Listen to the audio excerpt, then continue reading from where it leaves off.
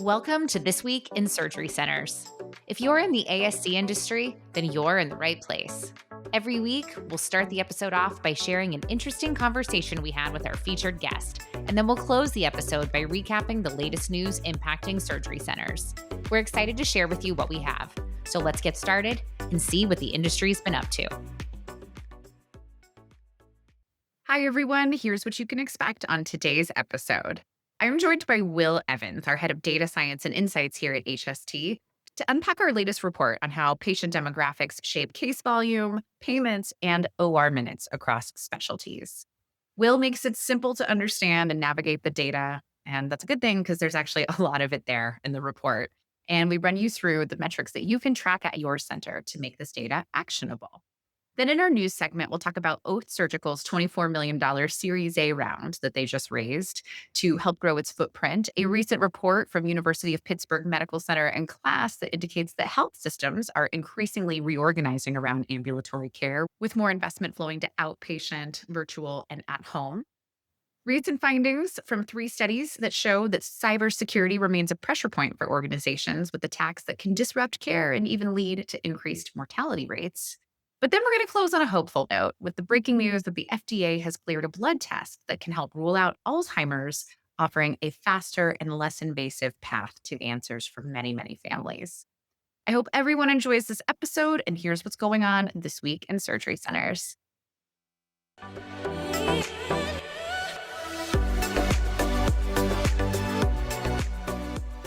Joining us today is Will Evans to talk about our most recent data report, which is benchmarking patient demographic patterns in case volume, payments, and OR minutes across specialties. And if that sounds complex, don't worry. Will is actually here to help us break it down. So, Will, I would love it if you could share a little bit more about the work that you do here at HST and then help explain in simple terms what we actually looked at in this data set. Sure. Thanks, Alex. Happy to be on the podcast again. So, for anyone who hasn't met me yet, my name's Will Evans, and I help lead the analytics team here at HST. As part of that responsibility, I'm also involved with creating a lot of the data products that we have and basically helping our customers essentially make better decisions with a lot of the data that's going through their HST system. As part of that, I get to help out with a lot of marketing stuff. That's the fun part of my job, where I get to work with people like Alex and analyze a lot of the data, create a lot of the content that you see in these benchmarking reports. So, in this particular report, we were curious, what can demographic data really tell us about the typical patient at a surgery center?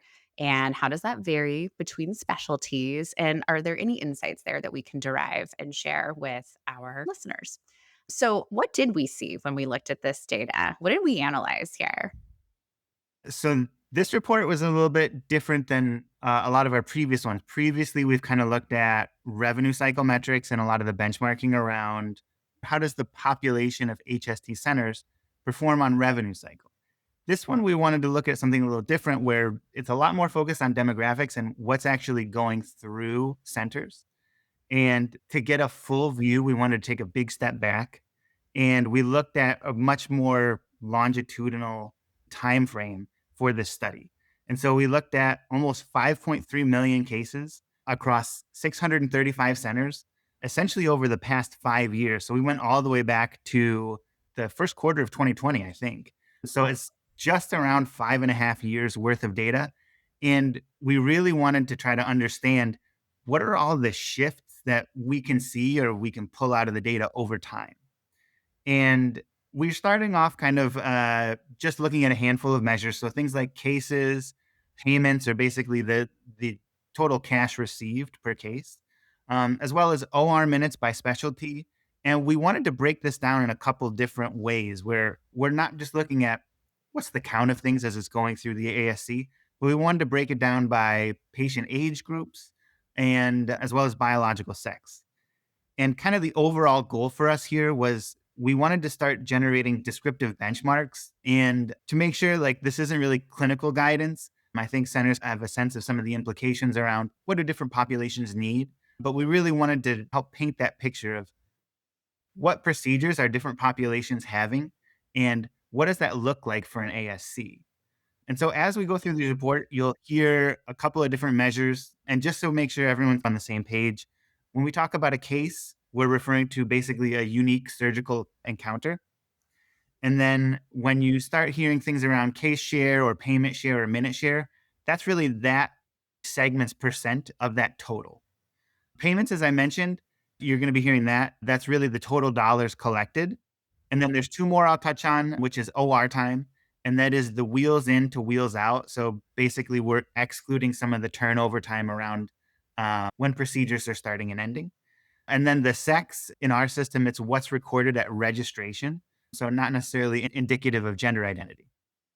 That's super helpful context as we start to get into these charts. And I'll just let everybody listening know that the report is on our website. Again, it's called Who's on Your Schedule, Demographic Trends and Benchmarks. We will be talking about the graphs. I suggest that you look at them, go pull them up, and navigate around the report yourself because there's a lot there. So we won't be going into really granular detail on every chart on the podcast today, but we'll be talking about the trends and themes that we want you to take away from the data. So let's get into that. Will, what was the first pattern that jumped out at you once you started looking at this data? Like you said, we've got 5.5 years of data here, and there's some pretty clear patterns year over year. What did you find?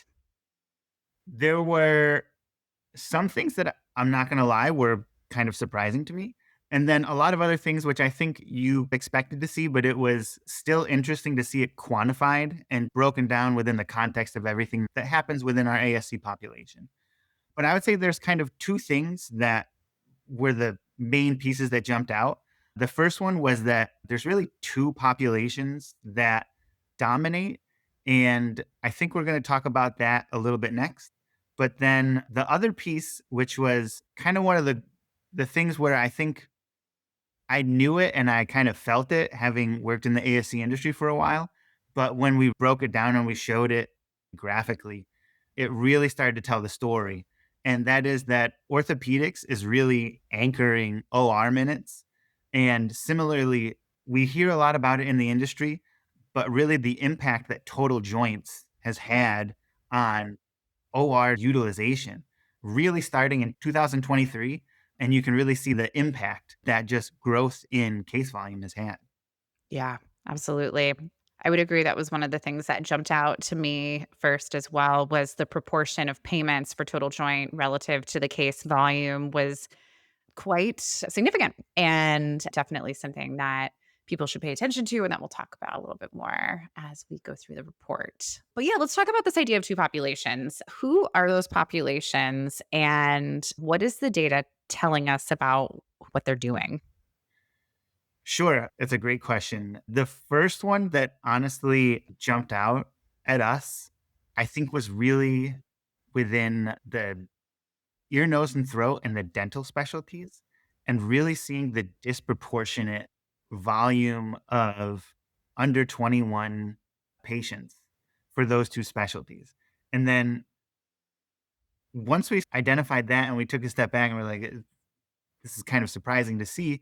When we start diving into some more of like the procedure mix and OR utilization, we started to see that a lot of those cases are more short duration, predictable window cases where we don't see tons of variation in terms of how long the procedures are taking. Rather, they're very reliable, shorter, quicker turnaround, especially as compared to something like orthopedics, where those are going to be longer duration cases. The second piece that I think was almost the flip side of that was how older adults, and by older adults, we mean the age range between 61 and 80, those are really dominating ophthalmology and the orthopedics and total joint specialties. And really, when you look at ortho and total joint, that's where that age group within those specialties is really driving the bulk of OR minutes and oftentimes payments associated with those procedures. And when you step back and you look at what does that mean for your day length and where the dollars land, you can actually do a pretty good job of starting to trace how dollars and payments start to follow and almost map to both of those specialties and those age groups, right? So if you're more focused on pediatrics and you're doing things like a lot of otolaryngology and you're doing a lot of dental procedures, you're going to see a lot more short-term cases that are quicker and on average are going to be lower payments than if you're more focused on things like ophthalmology and especially orthopedics and total joint, where you're going to have a little bit older population, but along with that, you're likely going to see higher payments per case on an average basis than you would if you're focused on more of the pediatric. Absolutely. Yeah. I thought it was really interesting to see that that pattern remained pretty consistent year over year, too. Yeah. Yeah. I think one of the things that kind of helps summarize that takeaway is that minutes tend to follow the procedure intensity. So if you're doing shorter term cases where maybe you're only spending like tens of minutes in the room where there's more minimal setup and positioning of equipment and there's a quicker recovery, that's going to lead to higher throughput naturally, right? Hmm. Whereas if you're focused on more of the older adult lines, and especially if you're doing things like arthroscopy and arthroplasty, that's the longer in-room time where it's more setup and positioning. You're doing more with imaging and equipment, and that's going to lead to more OR minutes per case. And all that together, that's going to give you longer days in the OR if you Hmm. have a patient mix that shifts towards that older side of the population. The kind of corollary with that is that dollars tend to follow the resource intensity. So if you have shorter term ear, nose, and throat and dental pediatric cases, that's typically a lower dollar per case. And that's kind of coupled with that ophthalmology and orthopedics, and especially total joint in this area, where we see a lot more of the higher dollars per case. And that obviously is accompanied with things like implants and devices and more time in the room. When you look at the charts in the demographic data, you see that this is where a lot of the payment share tends to concentrate. And so the net effect of both sides of that coin is that if you have pediatric heavy windows, those are going to be faster and predictable blocks. Whereas if you have chunks of your OR that are dedicated to older adult procedures, those are gonna be more minute dense blocks that drive finish times, and you're gonna see more of your payments kinda concentrate in those block times. And then particularly calling out total joints, you kind of feel that one twice, where you have your minutes add up from a resource perspective, but also you have your dollars that kinda chase that. So that even if, like, from just a case count perspective, you may not have a gigantic amount of total joints cases, it kind of sneaks up on you where you can increase that case count little by little, but really the OR utilization and the payments accompany that area basically by two. There's a lot of money there, but there is a lot of time and resource intensity there as well. Absolutely. Yeah, these are all really interesting implications, I think, for people as they're thinking about expansion potentially, about optimizing staffing, and just how they're even scheduling their rooms. If you understand these dynamics in your patient population and what you can expect to see based on your historical data.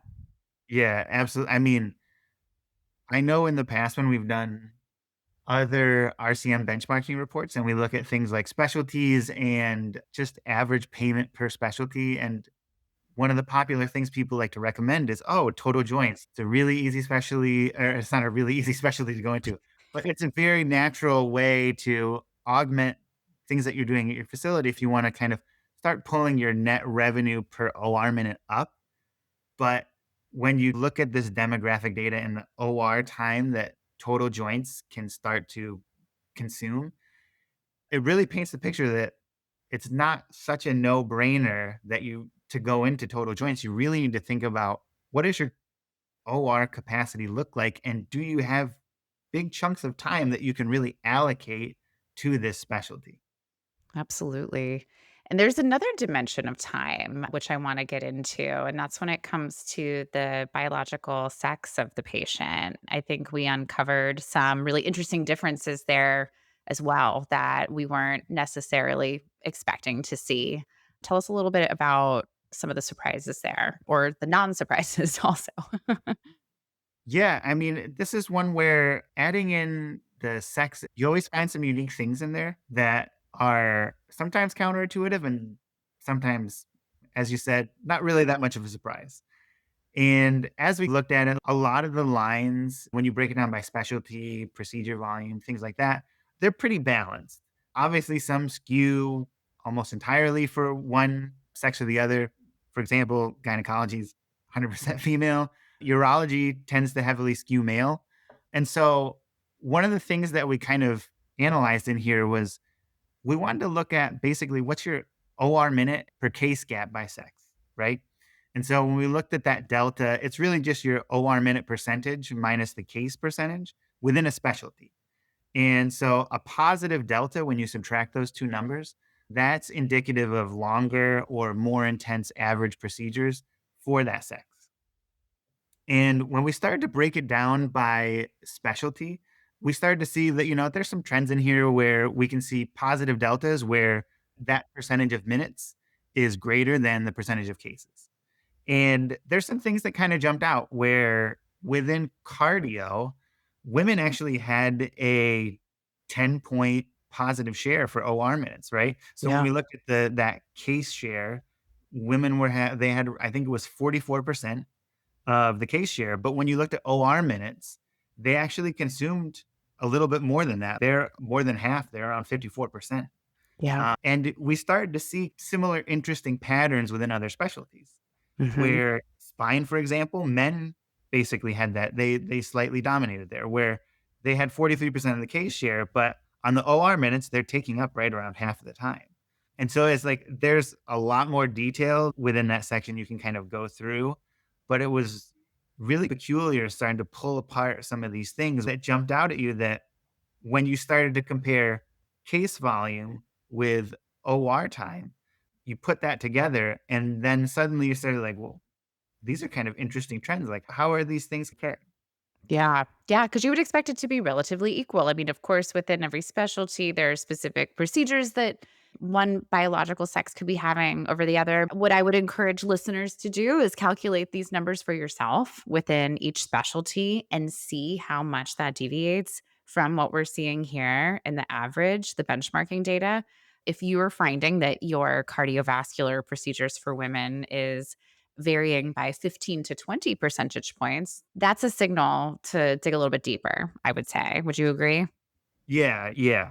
I mean, especially when you start looking at some of these deltas, the kind of the gold standard of really what you would want to do to drill in with this level of analysis is you would look at like an apples to apples procedure, right? And you would kind of calculate those averages and figure out, does one procedure genuinely take a longer time for different sexes? Or are we seeing other things that kind of crop up? Like, do we have complications in certain areas where there's a common theme of, hey, for some reason, we see like a bigger band around OR duration for this one procedure for a certain demographic? And it's not just, you wouldn't just do this for sex, right? Like you would do this for age. Hmm. And that's really, I think, how you start to understand how demographics are affecting what's happening at your facility, but also what are the inherent characteristics of those demographics that influence some of the outcomes that you'll have when you're performing these procedures.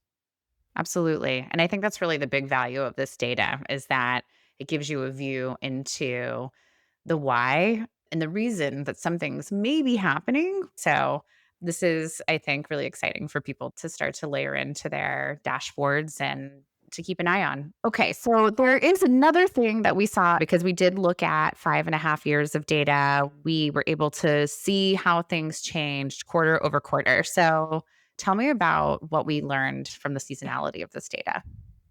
Yeah, absolutely. Us being HST and working with our clients on a very consistent basis, one of the things we've always heard is that Q4 is crazy at surgery centers. And logically, it makes sense, especially when you think about like patients trying to use up their deductibles, if there's elective procedures, things like that, people trying to get things done before the end of the year. And that 100% bore itself out in the data. We know it's conventional wisdom that Q4 is the biggest quarter of the year. And I mean, you can see that is very apparent within all of the charts that there is a pretty consistent growth rate in what's going on at surgery centers in Q4. It's a very reliable year-end lift across, I want to say, all of the specialties. I'm pretty confident it was pretty much a Yeah. universal phenomenon. Yeah. And what can people do with that information? Like how might that help someone from like a planning perspective? The first one is going to be scheduling, right? If you know, it's not like your OR capacity grows by that percentage in Q4 magically. So, really, I think emphasizing scheduling, being aware of things like block times, and really understanding what is your capacity to handle potentially a 10% increase in what's going through your facility within Q4. We know that there's always puts and takes throughout the year in terms of the throughput of a center, but I think understanding truly what's the art of the possible and how do you pull all the levers to really maximize your ability to handle that additional volume that you're very likely going to see as you're going into Q4. Yeah, absolutely. That's great. It's there, it's happening. You're not going to outrun it. So plan for it. Yeah. Yeah. Awesome. Let's talk really quickly about some benchmarks that people can actually track for themselves. So, this data is super helpful, but what should listeners do with this information back at their own centers? So I think rather than trying to digest 100% of all the information in the report, I would probably focus on just a handful of benchmarks that I would take out. And really specifically, I think we have four recommendations. The first one, try to understand what your age load is. And specifically within the different ages, what percentage of your OR minutes are dedicated to that 61 to 80 age range? And I think we generally see around 40% falling into that on an average day, right? Like we know it can fluctuate, but if you're looking at just averages, it's around 40%. The second benchmark I would recommend checking out is what is your footprint for kids and pediatrics? And obviously, this is going to skew more towards centers that have ENT or dental. And really, if you fall into that arena, just understanding what percentage of your OR time and your case volume is kind of dedicated to that age group so that you can, if possible, consolidate those into blocks so that it's really like high throughput windows. The third one is in terms of total joints. If you're a center that does these procedures, trying to understand what's your momentum in this area and is it continuing to grow? We see it in aggregate across all of our centers. Obviously, not everyone does this, but really, if you see that growing within your facility, just understanding what amount of your OR capacity is dedicated to that. And then ideally, are payments also joining your OR capacity so that you should see both of those kind of move in tandem. And then the fourth one, this one is a little more advanced, but I think still a worthwhile exercise, is understanding the delta between your OR minutes and your case percentages by sex. So that's like we talked about a little bit earlier, but what's the delta between the OR minute percentages and the case volume percentages? And especially if you can do that for the dominant sex in your highest OR minute specialties, that's going to help you understand, are you staffing appropriately? Are you really allocating the right amount of resources to those areas so that you're kind of, appropriately basically staffing and reacting to the reality of the cases going through your ASC? Fantastic. That makes perfect sense. So everybody write those down. No, you don't have to. You can just go to the report page. But definitely check those out, how to calculate those and make sure that you're tracking on an ongoing basis. Okay. And so to wrap it up, something that we do every week on the podcast, we like to ask our guests what's one thing they can do this week to help improve their surgery center. But I'm going to ask you specifically, what's one thing they can do with this data to start applying it at their surgery center that can help make an impact? No, I love it. Data for the sake of data is not always helpful. You really need to be able to make it actionable, right? And so, what I would recommend is obviously check out the report. But once you've done that, pull the relevant numbers for you from these charts. And then, to the extent that you can, calculate your similar metrics so that you can kind of compare them as well, right? And don't just compare them to the data that we're showing you, but compare it against your historical so that you're comparing something like quarter over quarter from this year and last year, and really see if your trends are stable, or do you see shift in OR minutes or case volume mix? And then from there, I would recommend just choose one lever to start with, whether that's your capacity, your staffing, your scheduling, and start to adjust it and see what you can do and see what kind of impact you can drive, if not next quarter, then the quarter after that. So that you're really using data driven decision making, honestly, in the same way that we did when we started out looking at demographics, where we had things that we kind of felt and that we knew, or things that we heard a lot from our customers. But then once we really plotted it out and looked at it, the trends really appear to you and you can really validate, are these feelings like real, or are they just kind of pain points that maybe I need to solve? That's really the benefit of taking this external data, calculating your own relevant data points, and kind of comparing them. That's really a lot of the impact that I personally enjoy out of doing this sort of analysis. Absolutely. Well, that's great advice. And I really appreciate you taking the time today to join us on the podcast and bring a level of translation to what is otherwise a lot of numbers and charts. But please do check out the report. It's linked in the show description. Reach out to us with questions. We'd love to hear your thoughts about this data and what else you'd like to see from us in the future. But thanks again, Will. I really appreciate it. For sure. Thanks, Alex. Thanks for having me.